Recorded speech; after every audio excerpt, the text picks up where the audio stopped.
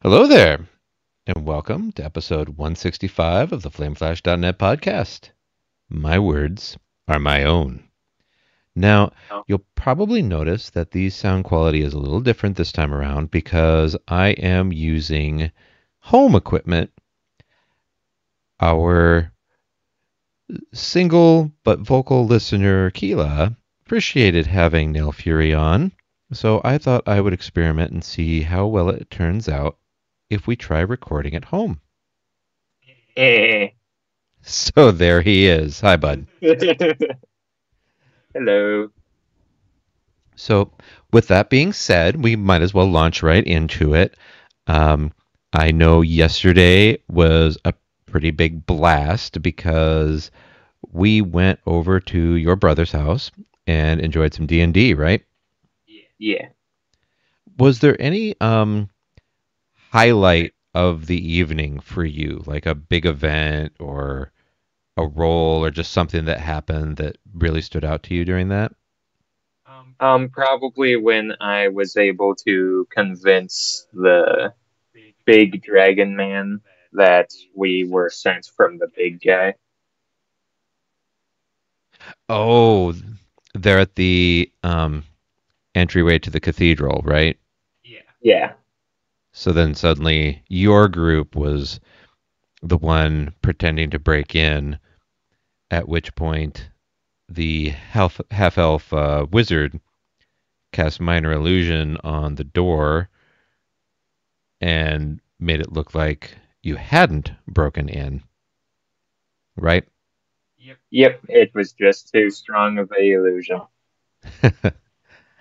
And from there, because we're playing the Horde of the Dragon Queen, that scenario. It was the first fifth edition published scenario, actually. That and Rise of Tiamat. They're a set, but this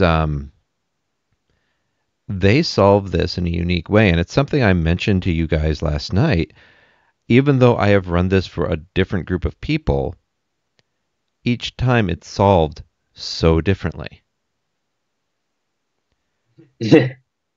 Because here this group decides we're going to utilize the ranger and the bow and arrow, and create a zip line from the top of the cathedral out to the shore of the stream behind the cathedral to rescue the individuals that were in the cathedral.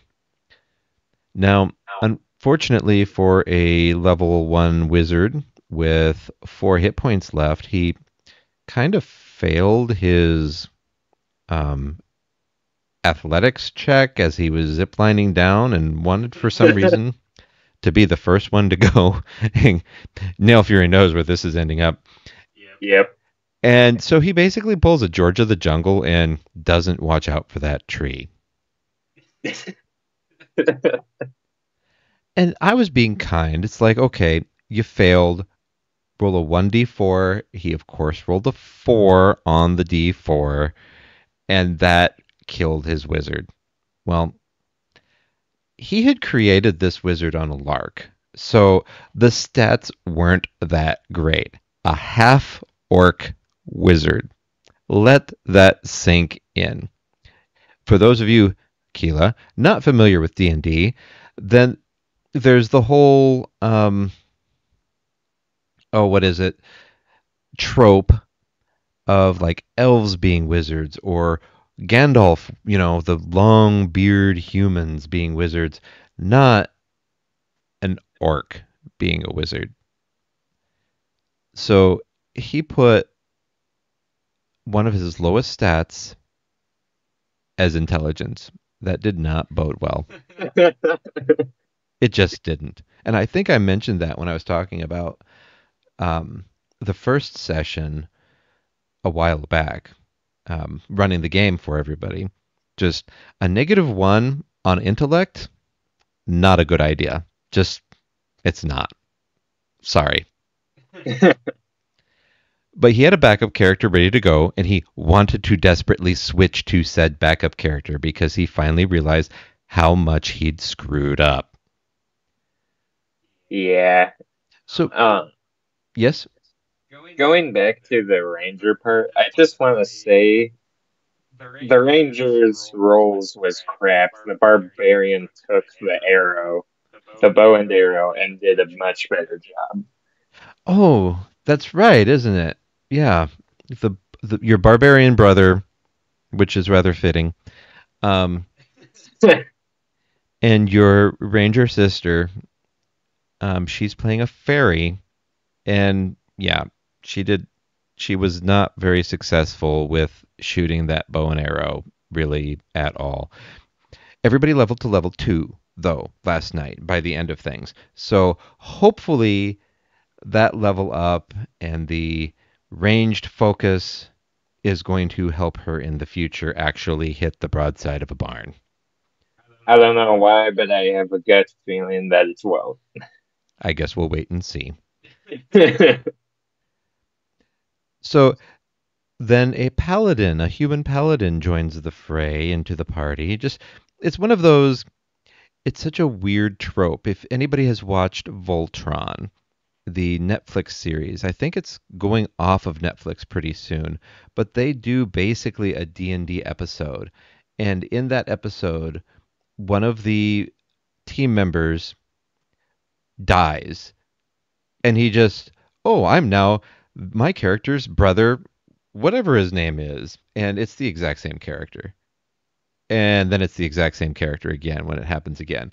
And we have that trope in D&D players, and then we have the D&D players that if they're dissatisfied with their character, they'll do anything to basically kamikaze their character in the session so that they can switch as quickly as possible to a different race and class. This would be what your future brother-in-law did on this instance. So he was thrilled when his character smacked into that tree, took the 4 hit points of damage, which killed him. He's like, nope, I don't want to do death saving throws. Let me switch. Let me switch. Please let me switch. Now I'm one of the characters that's in the cathedral being rescued. It's like, okay, that's a clean transition. Let's go. Fine. Just fine. Yeah. So there we are. There we went. And he's already adjusting quite well to his new paladin, so that's a good sign. Otherwise, in gaming this last week, the World of Warcraft 20th anniversary event is going on right now.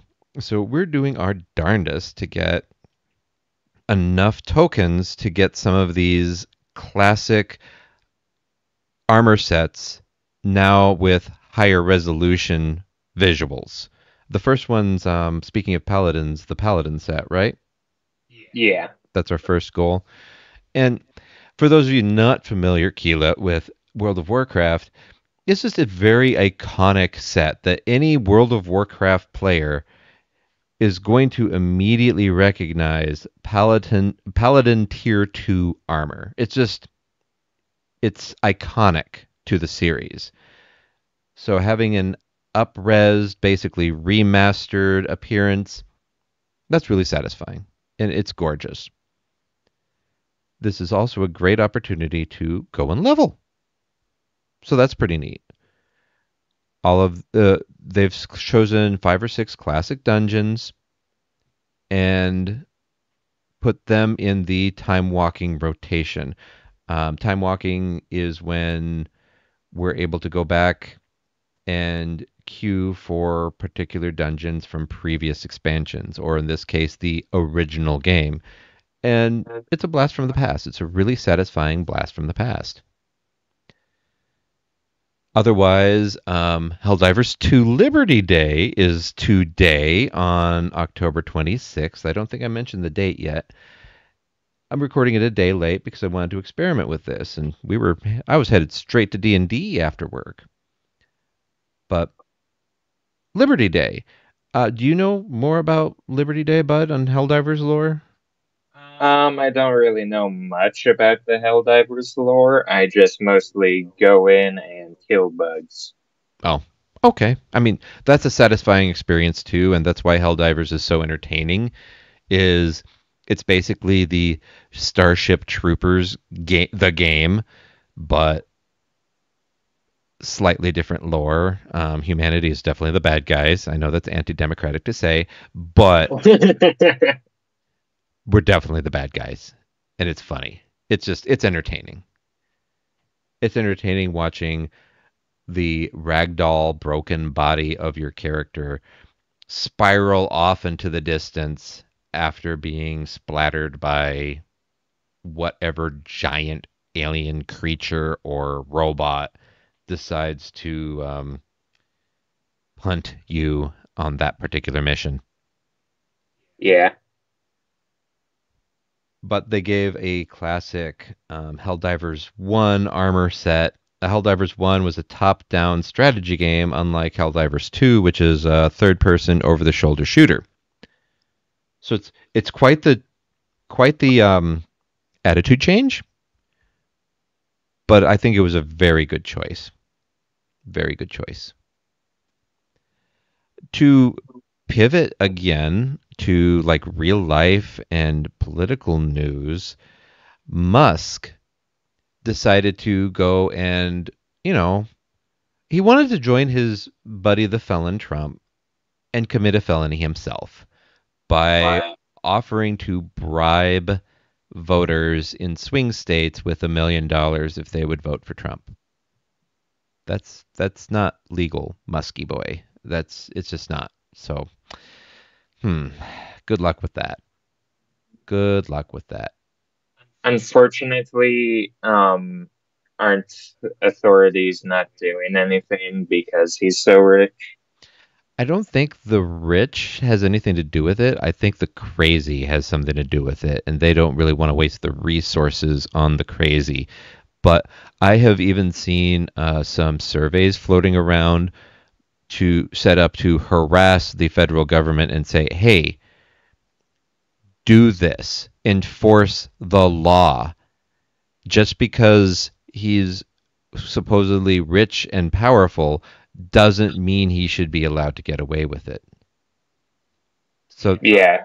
So there's a subset out there that agrees with the statement that he's too rich to go after, but there's also a subset out there going, no, he may be rich, but just like Martha Stewart, who got thrown in jail for insider trading, he broke the law and he needs to pay for breaking the law. It was a blatant breaking of the law. No question about it. So it should be an open and shut case. We'll see. We'll just have to wait and see. The election is only a few days away at this point, amazingly enough, like a week. Yeah, a little less than a week, or a little over a week. Beware, beware, the 5th of November. I have my Guy Fawkes mask hanging up in my office over here. We'll have to watch V for Vendetta. That's a good movie, but so Guy Fawkes, and that mask is what the group Anonymous uses, the hacker group Anonymous, if you've heard of them. I have not. Okay. Well, the hacker group Anonymous has adopted the Guy Fawkes mask face, but the entire historical setting is this he was definitely a nut job, conspiracy theorist, anarchist. He wanted to blow up I'm running out of the right words, but blow up a government building over in the UK with just a ton of gunpowder, because this was a different era. It was the gunpowder plot that's what it is referred to over there. And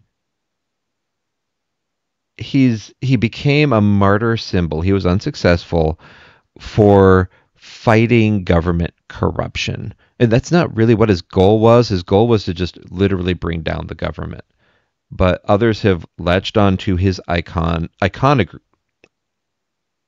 his mask as an icon. There we go. I was looking for a different word, but we'll go with that. And now they run with that as let's stand up to the government. Let's anonymize ourselves with this mask and stand up to the government. And that's kind of what the V for Vendetta movie goes into is the government has become too corrupt. We need to stand up to the government and we need to fight back against the government. And that's one of those things that I'm worried about come November 5th if, you know, a certain orange one wins, we'll have to do that. It'll be necessary in some way, shape, or form. Whether it's simply like in Minnesota here being another bastion of safety for those of the LGBT community, or if it's actually fighting back. I don't know. I do not condone violence in the least, but I'll do pretty much anything if it's to protect my younglings, as you know. Yeah. But do you have anything standing out in the last week as far as gaming goes? Um. Hmm. So that's a not really. I'm putting you on the spot, so sorry about that. All good. But we're at the 16-minute mark, so I think this was a good experiment, and we'll run with it and see how it turns out. So thanks for joining me, bud. Yep. So with that, we'll close out episode 165 of the FlameFlash.net podcast, and happy Democracy Day from Helldivers 2. Heck yeah. So Flameflash or podcast at flameflash.net if anybody wants to write in, and look forward to hearing from everyone. Have a good night.